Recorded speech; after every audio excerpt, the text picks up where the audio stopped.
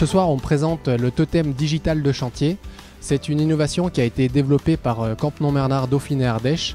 À l'ère du numérique, on ne pouvait pas se permettre de rester avec des plans papier sur chantier dont les mises à disposition prenaient du temps et les mises à jour étaient compliquées. L'avantage de cet outil qui est connecté va permettre d'avoir en direct l'ensemble des plans et des documents qui vont permettre la réalisation du projet.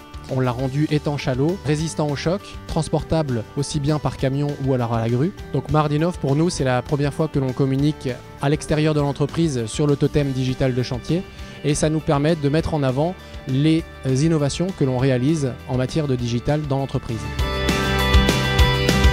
Donc Teasit, c'est une application mobile collaborative qui vous permet d'avoir un aperçu vidéo de tout ce qui peut se passer autour de vous, que ce soit de la musique live, une soirée, tout type d'événements sportifs, culturels. Le contenu est publié à la fois par les utilisateurs et à la fois par les organisateurs d'événements qui eux vont se servir de notre plateforme pour créer du contenu vidéo et promouvoir du coup leurs événements. On est vraiment innovant au niveau de l'outil puisqu'on a développé un outil qui permet de faire des montages automatisés.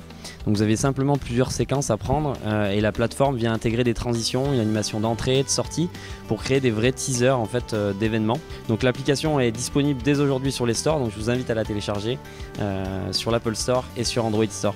Let's Go propose de façon unique un ensemble de services à un porteur de projet en pouvant associer dans le même site internet un intranet, un réseau social qui permet de connaître la géolocalisation, le profil, les noms de ses membres, disposer d'une messagerie interne, mais également tout un ensemble d'outils, à savoir des outils de crowdfunding, des outils pour identifier et mobiliser les compétences, des outils pour faire des appels à projets, pour faire du vote, de la billetterie en ligne ou encore une boutique en ligne.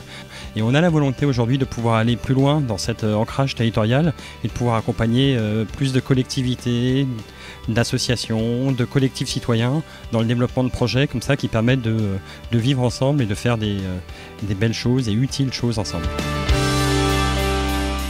Social Dream, c'est quoi? C'est 362 degrés de liberté et c'est reconnecter les gens à la vie. L'innovation de Social Dream, en fait, c'est qu'on a détourné le concept du jeu vidéo, en fait, mais pour l'offrir à des personnes âgées en utilisant un casque virtuel pour leur donner une sensation d'évasion et de bien-être. Aujourd'hui, Social Dream est même arrivé comme un outil thérapeutique. Aujourd'hui, on a été harcelé de médecins qui veulent travailler avec nous. Aujourd'hui, j'ai besoin de visibilité et aussi besoin de financer aussi mon projet qui était un petit projet au départ, offrir du bien-être aux seniors. Et aujourd'hui, sur la partie thérapeutique, on s'aperçoit qu'il faut d'autres moyens.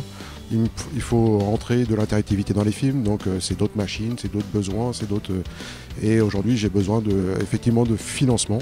Ce soir, nous présentons en fait une innovation, un parcours digital sous forme de box dédié aux entreprises pour s'acculturer à ce nouveau monde qu'est le digital. Nos box en fait sont des outils collaboratifs et présentiels, voilà. C'est-à-dire que quand on parle du digital, s'il faut se connecter, déjà c'est une barrière. Là, les gens sont physiquement autour de la table, ce qui permet vraiment de se questionner et d'aller échanger les bonnes pratiques et de faire émerger par là même l'intelligence collective. Pour Caperly, Mardinov, c'est vraiment l'occasion de venir côtoyer l'écosystème local parce qu'on s'aperçoit qu'on est présent à travers dans plusieurs grands groupes nationaux, mais assez peu localement. Donc on souhaite vraiment aller rencontrer les structures locales et travailler de façon beaucoup plus proactive avec elles.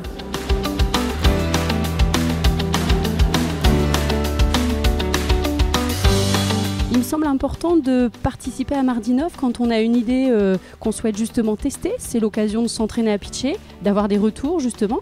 Et c'est vrai que c'est un bon moyen pour avoir de la visibilité, pour parler de notre projet et pour aussi faire de belles rencontres de tout l'écosystème digital de la région. Et aujourd'hui, j'ai besoin effectivement de financement et des gens qui s'intéressent au projet de très près.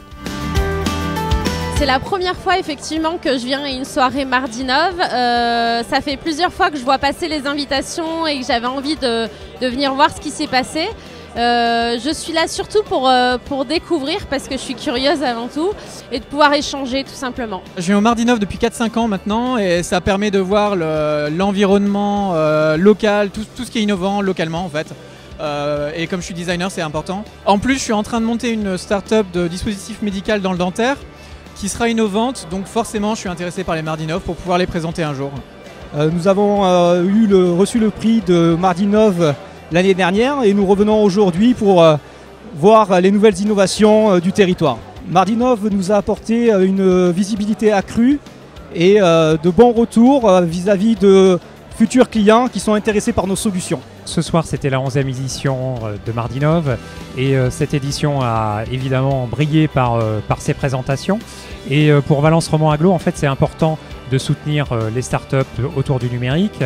Évidemment, avec d'autres partenaires, on finance un acteur principal qui est le Moulin Digital. Et nous, on s'est focalisé principalement sur la French Tech in the Alpes. Et aujourd'hui, écoutez, on a eu de la présentation de beaux projets et j'espère que pour le territoire, ça suscitera de belles aventures entrepreneuriales et quelle que soit, je dirais, l'envergure des sujets.